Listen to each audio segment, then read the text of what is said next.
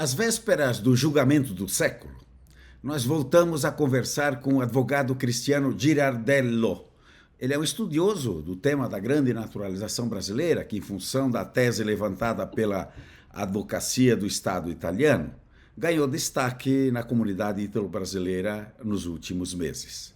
Nós sabemos que diversas sentenças, Girardello, de primeiro grau e também da Corte d'Appello de Roma, nas últimas semanas aí andaram rejeitando completamente a pretensão do governo italiano de negar a cidadania por direito de sangue dentro dessa hipotética renúncia tácita e etc e tal. Portanto, eu te perguntaria, isso é suficiente para gerar uma expectativa positiva diante da Corte de Cassazione, Girardello? Boa tarde, Peron. Boa tarde a todos que nos leem, nos seguem, nos veem, aos nossos interlocutores todos, que são, eu sempre falo, de uma audiência muito qualificada, né? Então, em primeiro lugar, esse boa tarde. Em segundo lugar, eu queria colocar uma questão que é relacionada a lugar de fala. Eu acho muito bom fazer esse recorte para já até me adiantar os ataques que a gente sempre sofre todas as vezes que a gente se manifesta sobre algum tema afeta a cidadania italiana. Meu lugar de fala aqui número um, de um interessado direto, obviamente, porque a minha própria família está com um processo pendente junto ao Tribunal Ordinário de Roma, né? Em segundo lugar, o Peron pontuou muito bem como um acadêmico, um estudioso, tá? Que eu realmente, desde que as primeiras sentenças saíram da Corte d'Appello, lá da Sezione Família, eu passei a estudar realmente o tema, não sozinho, mas em cooperação com outras pessoas, advogados atuantes da Itália, no Brasil, etc. e tal, e a produzir uma literatura bacana, robusta, a maior parte dela, se não toda ela, publicada na Insieme, né? Então, pontuando isso, é claro que nós temos uma boa expectativa, sim, para o dia 12, tanto em vista como já disseram colegas como Marco Meloni, Giovanni Bonato, tanto em vista do histórico da jurisprudência da Corte de Cassazione acerca do tema, quanto em face realmente de uma jurisprudência que vai se consolidando a nosso favor na prima sezione civile da Corte d'Appello de Roma, de forma que a juíza Maria Rosária Budetta, né, que é a que trouxe a tese da renúncia por autodeclaração de nacionalidade brasileira, né, nos registros, vai ficando isolada, né? Então, tivemos notícia também que o Público Ministério se manifestou favorável ao recurso, né, apresentado pelas famílias, né, na Corte de Cassazione, as famílias que infelizmente tiveram sentenças negativas na Corte d'Appello. Então, tudo indica que nós vamos ter um resultado favorável. Mas é como se diz aqui no Brasil, né? Bolsa de mulher e cabeça de juiz, né? É uma caixa de surpresas, dali tudo pode sair, você nunca sabe o que está lá dentro. Então, é claro que a gente não pode fazer uma aposta certeira, né? A gente pode só usar um raciocínio inferencial, com base no que a gente tem visto até o momento. Nós estamos aguardando realmente uma decisão favorável. Tá? Muitas pessoas, a audiência vai ser pública, presencial, né? Conforme já informado, inclusive por um dos advogados de uma das causas, né, que está lá, arrolada para essa pauta de julgamento. Então, nós vamos ter muitas pessoas presentes lá, muitos advogados atuantes da Itália com os quais eu converso confirmaram que vão realmente estar lá. E mesmo que a gente não tenha uma decisão muito célere, porque vem o mês de agosto, né, com a sospensione feriale, né, que eles suspendem os prazos, muita gente, embora não seja férias coletivas, mas muita gente aproveita esse momento para pedir férias, já vai dar para sentir o clima, né, pelas discussões que forem travadas, já vai dar para sentir o clima, para que lado deve pender essa decisão, caso haja uma demora, né, da decisão em si. Né? Então, nós vamos estar de olho, vamos conversar com os colegas, com as pessoas todas. Eu mesmo gostaria de estar lá, infelizmente, por razões pessoais, eu não pude, né? Como algumas pessoas sabem, hoje faço um doutorado na USP, final de semestre, é bem apertado. Bom, hoje eu gostaria de falar um pouco para a nossa audiência do julgado de 1907. Quando nós começamos a fazer esse estudo, né, e que foi um estudo realmente multicêntrico, muitas pessoas participaram, né? Eu, Giovanni Bonato, Cláudio Antonini, Maria Estela Lamalfa, muita gente se uniu, Marco Meloni, muita gente se uniu realmente para estudar, cada um sob um ângulo diferente, né? Eu foquei muito na legislação brasileira da época do governo provisório. O Giovanni Bonato fez um apanhado geral de tudo, inclusive ele foi responsável por levantar toda a literatura disponível em bibliotecas especializadas lá na Itália, do bolso dele. A Maria Estela Lamalfa construiu uma tese que, inclusive, foi vencedora nas últimas sentenças que ela divulgou sobre ônus de prova, um assunto do qual nós já até falamos na Insieme, né? Em vídeos anteriores, em entrevistas anteriores. Então, cada qual foi dando a sua contribuição e a gente foi unindo esses esforços, né? Às vezes de forma não tão orgânica quanto poderia ter sido, mas para que a gente construísse razões defensivas, né, contra as teses, né, do Ministério del Interno, conforme a roupagem dada, né, pela Avocatura dello Stato, né? Bom, uma dessas teses nós deixamos subanalisada, digamos assim. Nós focamos muito na questão da grande naturalização, no argumento dos filhos nascidos antes de 1912, mais recentemente na questão das formas tácitas de renúncia, né? Seja por aceite de emprego estrangeiro, de emprego em potência ou em estado estrangeiro, seja mais recentemente ainda nas decisões da Maria Rosária Budetta, a autodeclaração de cidadania brasileira diante dos oficiais, e deixamos de lado um argumento que a avocatura utiliza nesses recursos relacionado ao julgado de 1907, que é o julgado que, bem dizer, dá fundamento de forma massiva a todas as decisões dos juízes do Tribunale Ordinário de Roma, porque quase todos eles vão fazer referência, se não todos, ao julgado da Corte de Nápoles de 1907, ressaltando o caráter voluntarista daquela lei e, portanto, o fato de a palavra ottenuto, né, conforme o Codice Civile de 1865, conter implícito um ato de vontade expresso, né, do italiano para se naturalizar, né, de forma, obviamente, a rechaçar a aplicação de formas massificadas de naturalização, que seria o caso da naturalização levada a cabo pelo governo provisório do Brasil, né, chefiado por Marechal Deodoro da Fonseca, quando da edição do Decreto 58A de 1890. Né? A Avocatura dello Stato ela constrói uma interpretação absolutamente truncada de como a Corte de Nápoles avaliou esse caso em 1907, dizendo que haveria um erro interpretativo da Corte, aliás, do Tribunale Ordinário de Roma, dos juízes do Tribunale Ordinário de Roma, porque a Corte de Nápoles, ao julgar aquele caso, estaria dizendo o seguinte: ele estaria dizendo que, embora rechaçando a possibilidade do italiano em questão, né, o italiano daquele caso, ter se naturalizado sem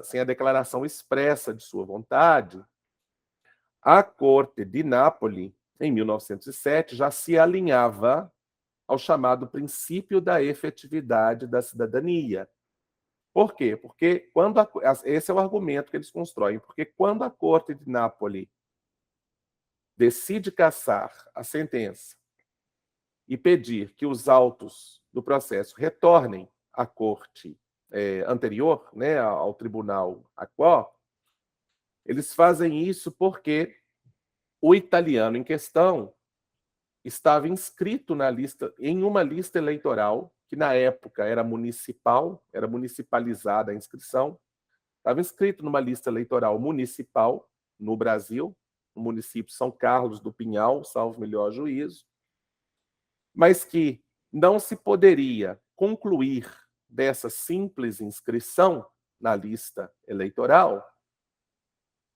que aquele italiano havia aceitado realmente a cidadania brasileira e renunciado, portanto, e perdido, portanto, a cidadania italiana. Então, seria preciso que a corte, o tribunal ACO, melhor avaliasse o comportamento deste italiano para definir, então, se teria havido ou não a vontade deste italiano de abandonar a cidadania originária, qual seja a italiana. Bom, qual que é a interpretação truncada que a Avvocatura dello Stato dá?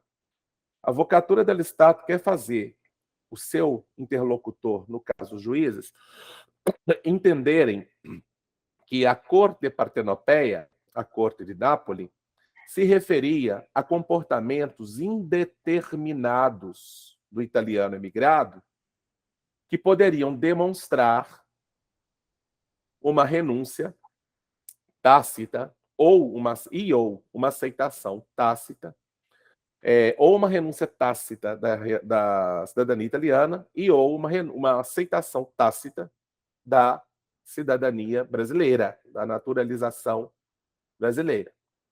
Só que a Avvocatura dello Stato, quando ela faz isso, ela dá essa interpretação torcida, ela abre espaço para que os juízes da Corte de Apelo de Roma sejam seduzidos por esse argumento, né? E pensem assim, pois é, se de comportamentos indeterminados do emigrado a gente puder inferir que houve realmente uma aceitação da nacionalidade brasileira ou uma renúncia da nacionalidade ou cidadania italiana, então nós podemos considerar interrompida a linha de transmissão. É interessante notar que tanto as decisões da Sessione Família quanto as decisões da Budeta vão nesse sentido, tá? Ou seja, nas decisões da Sessione Família, uma série de comportamentos indeterminados vêm listados como prova de que aquele italiano teria, de fato, aceitado a nacionalidade brasileira e tacitamente renunciado à nacionalidade italiana, né? A mesma coisa acontece nas sentenças da Budeta, embora a Budeta determine um outro comportamento, qual seja, ir diante de um oficial do registro civil no Brasil e falar, no momento de casar ou de registrar um filho, no caso dos descendentes, que sou brasileiro, ou não falar, sou também italiano, né? Então, por que nós estamos falando disso hoje, às vésperas da decisão? Tá? Porque o princípio da efetividade, que é esse legame de matiz sociológico entre o cidadão e a pátria, né, e a madre pátria e a nação, já foi, obviamente, faz parte, o reconhecido internacionalmente, né, no famoso caso Notebon, né, da Corte Internacional de Justiça, em 1955, e faz parte da cartela, digamos assim, jurisprudencial da própria Cassazione. Então, é uma forma de falar que há um erro interpretativo dos juízes do Tribunal Ordinário de Roma que não perceberam, né, que a Corte de Nápoles, já em 1907, entendia a nacionalidade como algo que não pode prescindir de um vínculo sociológico efetivo com a pátria, com a madre pátria.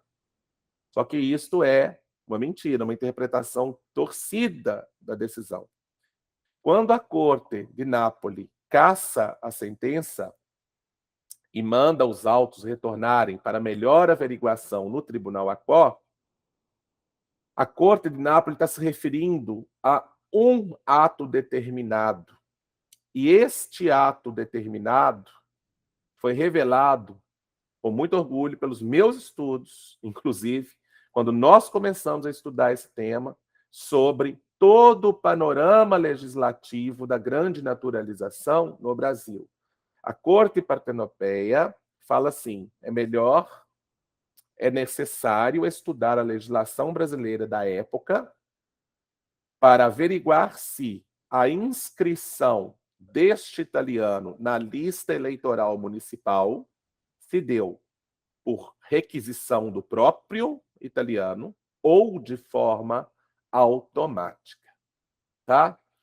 E isso, para quem for sustentar oralmente, se esse assunto sair nas discussões dessa audiência do dia 12, tem que ficar bastante claro para os interlocutores lá no momento da audiência, tá?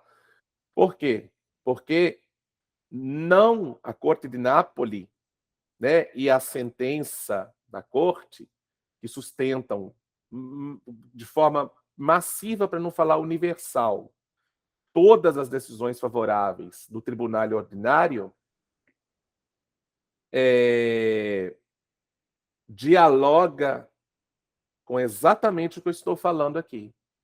Tá? Não se trata de atos indeterminados a serem observáveis a despeito da lei e a posteriori na vida do italiano no Brasil, que vão dizer se houve ou não houve uma interrupção da linha.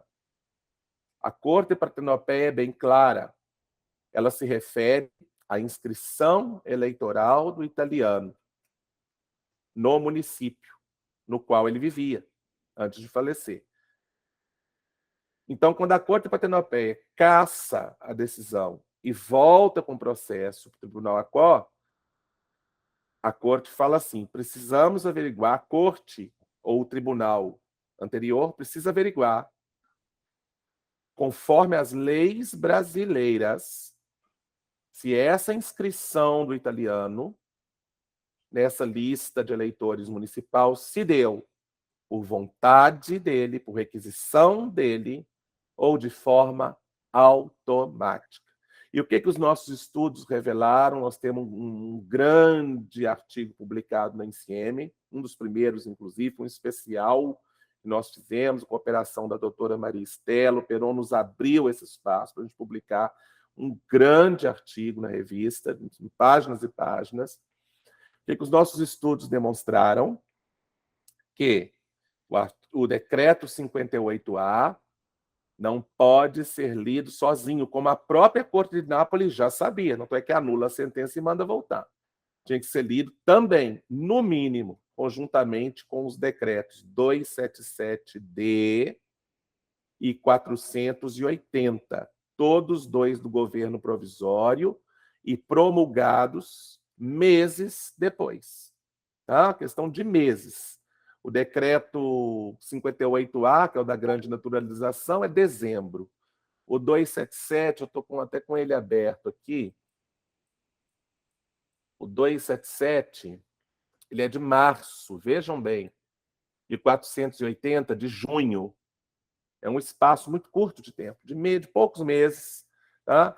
E o que esses decretos fazem? Como que eles complementam o sentido do decreto 58A?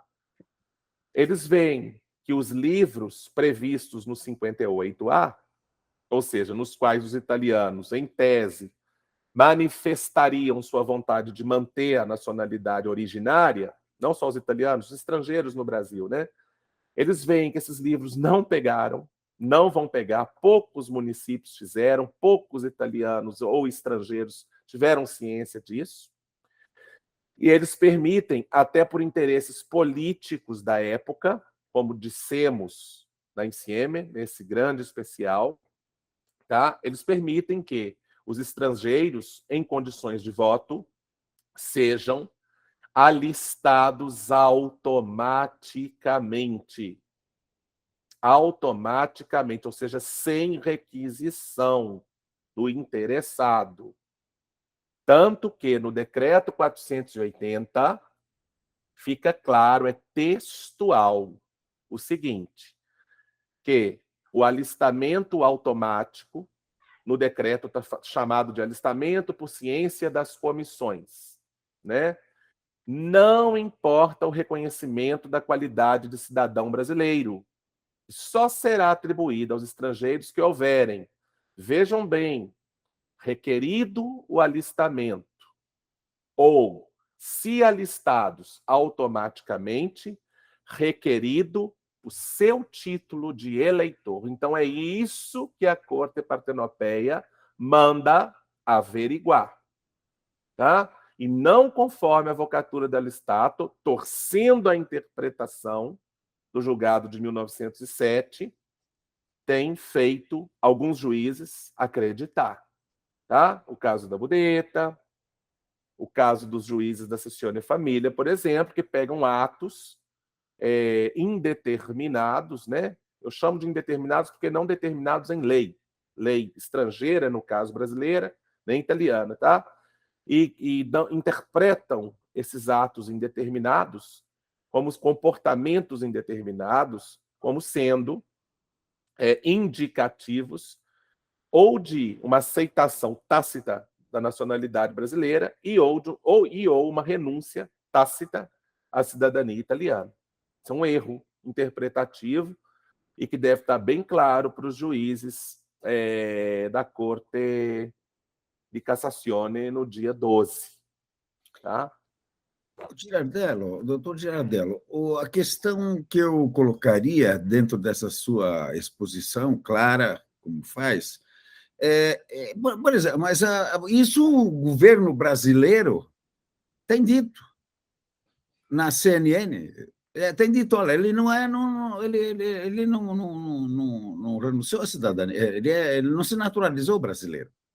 Quer dizer, como é que, justapondo esses dois argumentos, quer dizer, não estaríamos criando um problema muito mais sério, inclusive, de um Estado não reconhecer o que o outro Estado está dizendo? Quer dizer, seria necessário entrar nesse debate, nessas minúcias, nesse problema todo? Não seria muito mais simples reconhecer o documento e pronto, ponto final? Obviamente seria. Obviamente seria, porque se nós atestamos a não naturalização, e conforme o acordo de cooperação bilateral, inclusive, conforme o acordo de cooperação bilateral Brasil-Itália, internalizado na Itália como a Legge 336 de 93, veja bem o tempo, é inconteste esse documento. Só que, infelizmente, na prática, os avvocati dello Stato contestam o documento, inclusive em sua autenticidade. Não é muito infrequente, infelizmente, relatos de colegas que quase têm ataques em audiências, quando as audiências eram presenciais, agora não são mais, ou diante de memórias depositadas pela própria avocatura, depois que as audiências deixaram de ser presenciais, em que a avocatura dello Stato contesta a autenticidade dos documentos apresentados pelos brasileiros, dizendo que nós falsificamos documentos. Infelizmente, eles contestam. E a gente sabe que, pelo menos no caso da Sessione Família, a força probatória da CNN foi absolutamente desconsiderada, o argumento de que aquilo ali era um simples resultado de uma consulta de listas, mas que não comprovava não ter havido, de fato, uma naturalização. A gente sabe que faz parte da estratégia argumentativa da avocatura, infelizmente, acampada por determinados juízes da Corte de Apelo, desconsiderar. Tá? Agora, esse argumento, Peron, ele vai além dessa questão. Porque o que esse argumento quer fazer é o seguinte, ele quer falar que a Itália, antes da própria declaração do princípio da efetividade, em 1955, já adotava o princípio da efetividade da cidadania, entendeu? Essa é a ligação que eles fazem. Eles querem fazer crer que a Corte de Nápoles, lá em 1907, já adotava o princípio da efetividade ao falar assim, ah lá, tudo bem, não, está inscrito na lista eleitoral, a cidadania, a naturalização de massas, a gente não pode realmente aceitar, porque isso seria dizer que uma lei estrangeira derroga a lei italiana, nós não podemos aceitar isso nunca, mas volte com esse processo lá para a origem, porque pode ser que, averiguando melhor, ver-se-á que do comportamento do italiano, concluir-se-á, entendeu? Que ele abandonou a sua ligação sociológica com a Itália e reafirmou uma ligação sociológica com o Brasil, a ponto de podermos inferir, a despeito da própria naturalização, você entendeu? De que esse sujeito renunciou tacitamente à cidadania italiana e ou aceitou tacitamente a cidadania estrangeira, cidadania brasileira. É claro que isso fere o regime legal da época, eles sabem muito bem disso. Mas o princípio da efetividade ele poderia dar respaldo, digamos assim, à tese, sabe? Eles truncam, eles torcem o argumento para dizer que a Corte de Nápoles já estava alinhada com o princípio da efetividade, de forma até anacrônica, porque o princípio da efetividade foi enunciado mesmo em 1955, no caso Notebon, né? Quer dizer, quantos anos depois? Quase 50 anos depois do julgado da Corte de Nápoles, né? É porque eles querem dialogar, você entendeu? Com fragmentos de decisões, digamos assim, que a própria Cassazione já deu. Eles fazem isso, inclusive, com relação a uma outra tese, que eu não vou discutir agora, ela já está discutida naquela live nossa, mas é uma manobra mesmo, interpretativa, sabe? Como se fosse assim destinada a enganar os menos atenciosos, sabe? No caso. O doutor Girardelli, isso leva a um outro questionamento. Me lembro agora, você fala, quer dizer, a corte vai julgar sobre dois processos que estão lá, dois recursos. Claro, praticamente todos esses itens que você enumera estão contidos neste processo. Mas corremos o risco, então, ainda de ficar algumas beiradas para se discutir depois dessa decisão? Ou a Suprema Corte teria essa liberdade de matar a questão por inteiro agora, mesmo que não esteja dentro desses autos?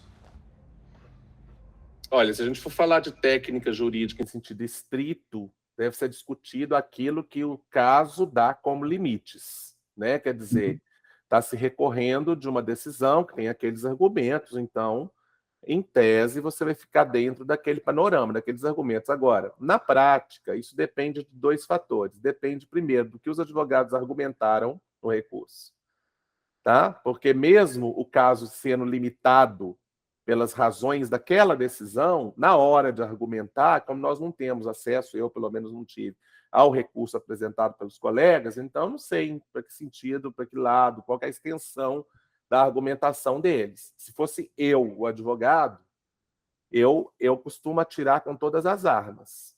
Tá? Mas a gente tem visto nessa interface com os colegas que atuam lá, com exceção de alguns estabilitos, até porque formados aqui no Brasil, então com a nossa forma de fazer advocacia, nós temos visto que os advogados italianos são econômicos do ponto de vista argumentativo. Eles costumam realmente acreditar digamos assim, na solução estritamente jurídica das coisas e ficar naquela argumentação mais enxuta, mais certeira, etc. e tal, sem ir muito para os lados, né? Sem usar outros argumentos. Então, depende disso, em primeiro lugar. E depende também da paciência dos julgadores, né? Porque se os julgadores quiserem, eles podem avaliar a questão por diferentes ângulos e sair uma decisão que, por diferentes ângulos, né, abarque várias dessas questões independentemente delas estarem no caso X, Y ou Z. Ou não, ou eles podem circunscrever tão somente aquilo que está ali naquele caso, sem avaliar por ângulos diferentes, né? A gente espera, né, que os colegas que estão envolvidos nesse caso, tenham feito uma argumentação mais robusta, uma argumentação mais desenvolvida, digamos assim, né? E espera também que a corte entenda, porque é óbvio que a gente fala que a justiça é cega, né? Ela é cega, mas não tanto. Quer dizer, o processo, na verdade, é que é cego. Os autos do processo é que são cegos. A gente tem até aquele jargão que diz que o que não está nos autos não está no mundo. Quando a gente fala que a justiça é cega, a gente fala sobre os autos do processo. Mas é óbvio que a justiça é cega para os autos, mas não para o mundo. É óbvio que esses juízes pesquisam, e seus assessores, né, pesquisam, leem, veem nossos vídeos, leem a Insieme, leem a Judicium, se atualizam, é óbvio que sim, né, e tomam ciência do estado da coisa, né, como um todo. Então, a gente espera que, diante dessa visão extra-autos, que a gente pode inferir que os juízes, obviamente, devem ter tido, eles tenham a hombridade, até vamos dizer assim, de realmente dar uma decisão que pegue a questão por vários ângulos, não dando espaço para que a Advocatura do Estado prossiga com esses recursos. Outro dia eu estava vendo, na entrevista do próprio Giovanni Bonato, ele falou uma coisa assim. Ele falou assim, olha, a gente não algo do tipo assim, a gente não precisa ficar muito nervoso, etc e tal, porque às vezes as pessoas ficam muito nervosas com recurso, mas isso é do jogo democrático, é do jogo processual, é assim mesmo, processo é assim mesmo. É claro que ele tem razão, processo é isso mesmo, processo tem partes, né? E a outra parte não precisa apanhar inerte, não, ela realmente contesta, apresenta e tal. O problema não são tanto os recursos, não, o problema é a argumentação que eles desenvolvem nos recursos, né? E nas próprias audiências ou memórias defensivas, sabe? Que essas sim demonstram má-fé processual. Então, é direito realmente do réu contestar, recorrer e ir até o último grau se ele quiser, óbvio, isso é indiscutível.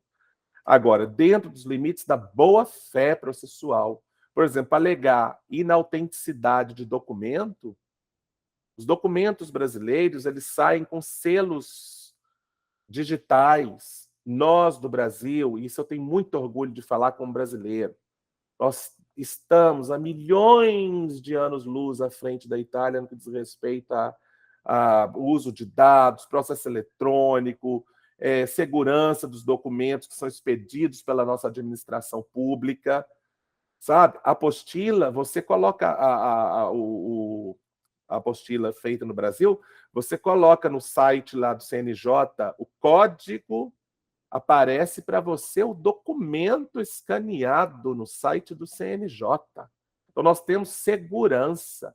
A mesma coisa, a CNN vem com código de verificação, você pode entrar a qualquer momento no site do Ministério da Justiça, confirmar a autenticidade do documento. Então, é direito contestar, é direito recorrer. Agora, dentro da boa-fé processual, este é que é o ponto, tá? E não assim, usando de má-fé processual, tá? Infelizmente, a Advocatura dello Stato, se eu fosse advogado dello Stato, é até meio estranho eu falar isso, porque eu sou interessado, sou ítalo-brasileiro, eu construiria teses muito mais interessantes, muito passíveis, muito mais de julgamentos favoráveis ao Estado e mais difíceis de serem combatidos que eles. Nós já conversamos privadamente sobre isso. Obviamente, não vou dar ouro para bandido, não vou aqui falar, né?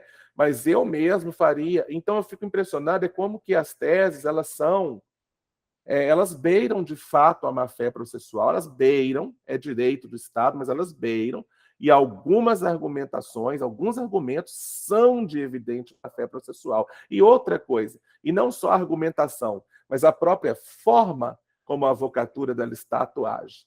Por exemplo, eles sempre juntam os recursos, conforme relato de todos os colegas que eu converso, um dia antes da audiência, para não dar espaço para a parte contrária, tá?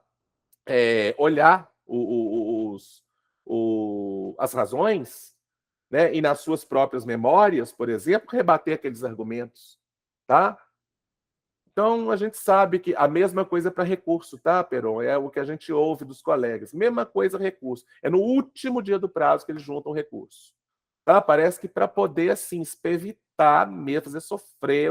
Então, existe má fé. É direito? É. Agora, vamos ser justos no uso das armas, né?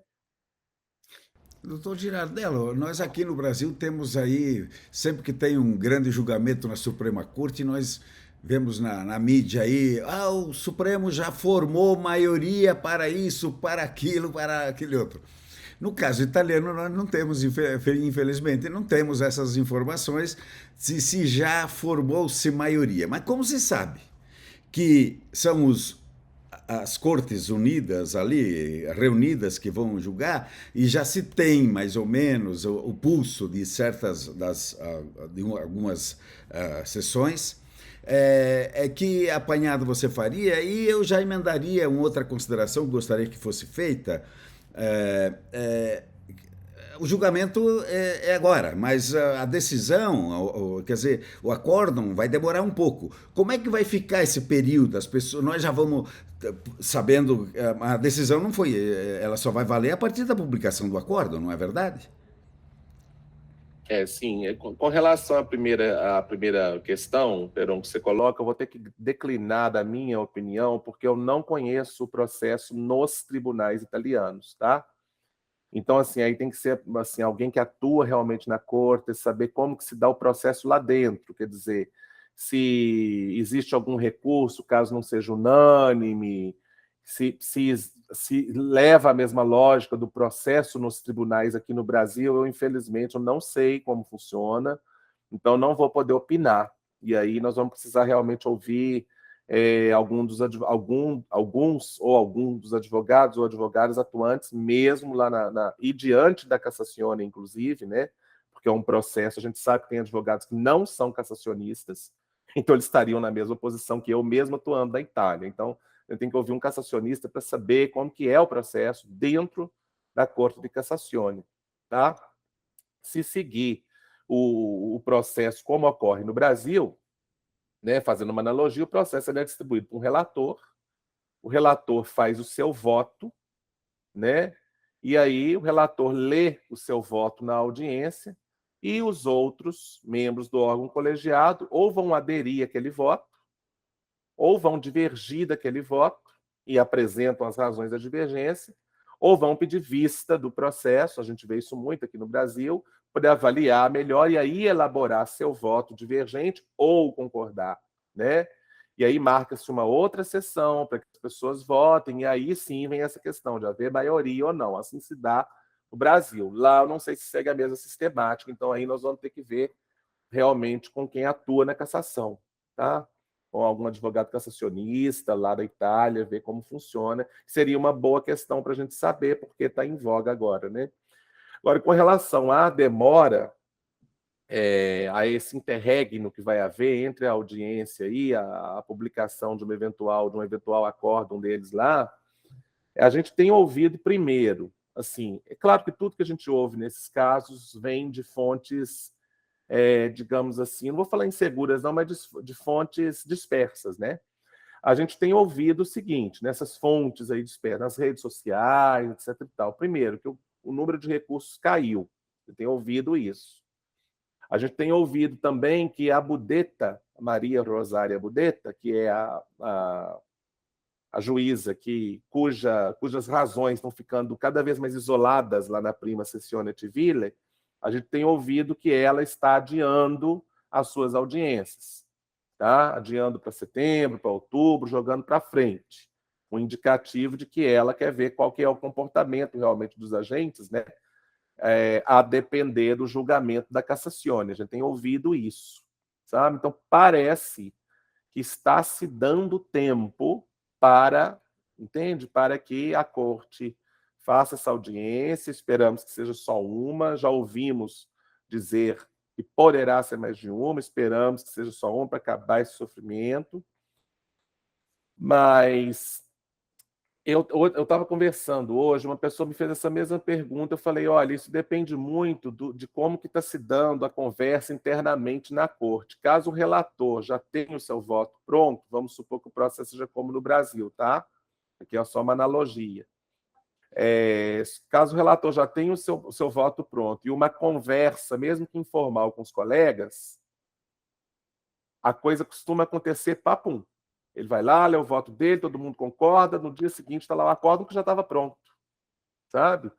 Isso depende muito do que está sendo falado ali antes do julgamento. Eu espero, realmente tenho esperança que a gente tenha o melhor do cenário, seja uma audiência só, esse relator já tenha o seu voto pronto, já tenha conversado informalmente com os colegas já tenham ciência da matéria, para que lá na audiência, após sustentações orais, etc., etc., de repente ele leia o voto, os colegas dão ok, não com o relator, com o relator, com o relator, com o relator, todo mundo vote com o relator, e pronto, quem sabe a gente não tem esse acórdão aí bem rapidinho, né?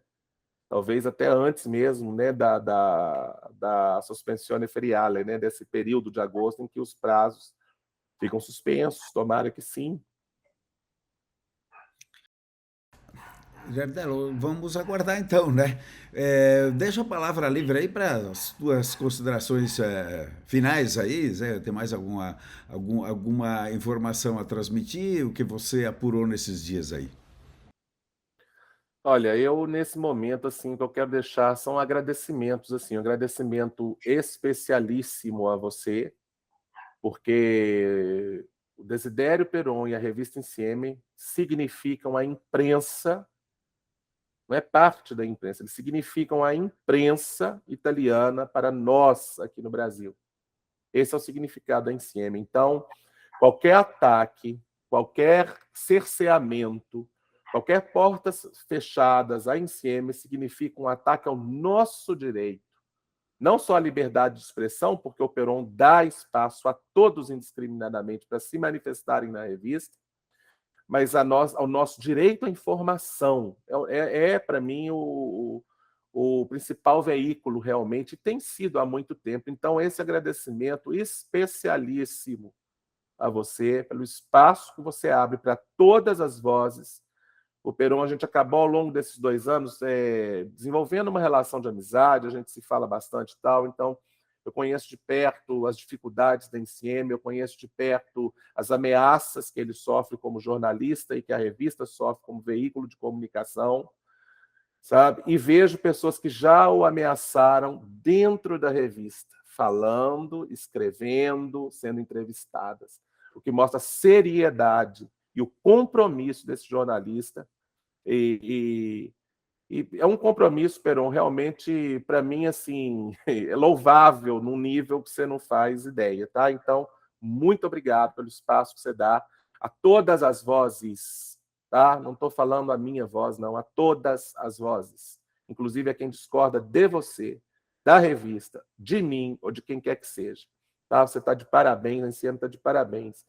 Em segundo lugar, agradecer aos colegas todos, né, que de forma mais organizada, de forma mais orgânica ou não, nos estranhando de vez em quando ou não, se coordenaram para alcançar resultados bons na Suprema Corte da Itália, tá? Especialmente a Cláudia Antonini, ao Giovanni Bonato, a Maria Estela Lamalfa, tá? São as pessoas com quem mais nós fomos dialogando, assim, às vezes nos estranhando uma hora ou outra, mas fomos dialogando. O Marco Meloni, fomos dialogando, fomos nos entendendo, fomos produzindo, e o resultado, graças a Deus, de todo esse trabalho, de todos nós, cada um sob o seu ângulo, com a sua competência, etc. e tal, o resultado está aí. Nós estamos vendo que vai se consolidando na prima sessione civile e na Corte d'Appello uma jurisprudência realmente favorável a nós e com argumentos que nós construímos, que vão aparecendo nas decisões, mostrando que há sim um influxo dos nossos argumentos nesses órgãos decisórios, tá? Seja diretamente, porque talvez eles se informem conosco também, seja indiretamente, porque os colegas aprendem conosco e colocam nos seus recursos aquilo que a gente fala, né? Aquilo que a gente produz. Então, é um agradecimento especial aos colegas, é um pedido de desculpas a todos aqueles que eu atropelei, tá? Mas eu queria que vocês entendessem, voltando lá no início da minha fala, o meu lugar de fala, diretamente interessado. Estamos com 25 pessoas da minha família em 2 processos, por enquanto. Haverá mais. Em 2 processos, por enquanto, pendentes de julgamento. E o meu viés acadêmico. O meu interesse é estudar. Eu queria ter feito, inclusive, meu doutorado, até anunciei em umas entrevistas nessa área. Infelizmente, eu não fui aprovado por um doutorado nesse ramo. Fui aprovado lá na UFMG, que era onde eu ia fazer, mas fui aprovado na USP, num outro ramo, do direito, etc. E tal, mas gostaria que tivesse sido aprovado nesse também, para me dedicar de forma acadêmica mesmo ao estudo da cidadania italiana. Tá? Esse agradecimento para os nossos colegas e conacionais e para os ítalo-descendentes no Brasil. É hora de fé, de força, de torcida, de pensamento positivo. Estamos aí pertinho e esperamos que nós tenhamos olheiros lá dentro da Corte de Cassazione para que, se caso demore a decisão, a gente saiba como está o clima, como está funcionando, como foram as discussões, se houve pedido de visto ou não, se houve concordância de todos ou não, se vai ter voto divergente. Isso aí é claro que eu estou supondo que seja como acontece no Brasil, né? E é isso, um abraço para todos vocês aí. Sigo escrevendo na NCM, independentemente disso. Eu acho que eu tenho feito um bom trabalho, eu acho que eu tenho pegado assuntos muito importantes, né? Os últimos artigos foram sobre a ética advocatícia na contratação, na publicidade e propaganda. Tem mais pelo menos uns 2 ou 3 ângulos para dar para esse tema. Sigo, enquanto o Peron me mantiver essas portas abertas aí, sigo escrevendo os artigos lá. E um abraço. E para você, Peron, com toda sinceridade, um muito, muito obrigado de você garantir a nós aqui no Brasil, você garantir a nós o direito à informação e o direito à liberdade de expressão. É isso que você significa para nós aqui. Então, um grande abraço.